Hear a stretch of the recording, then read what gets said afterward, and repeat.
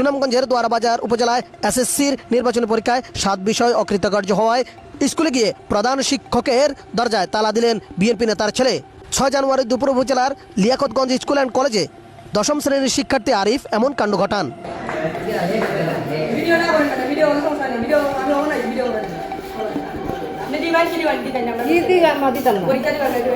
পরীক্ষা দিবার লাগি দিয়ে কিভাবে তুমি কয় বিষয় করছো?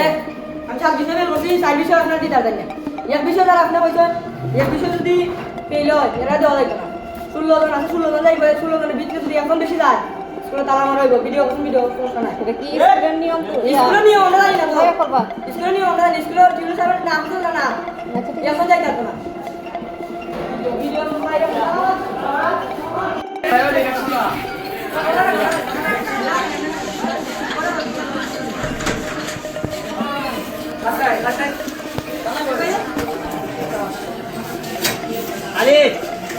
আরে আরে দাও দাও তো আরে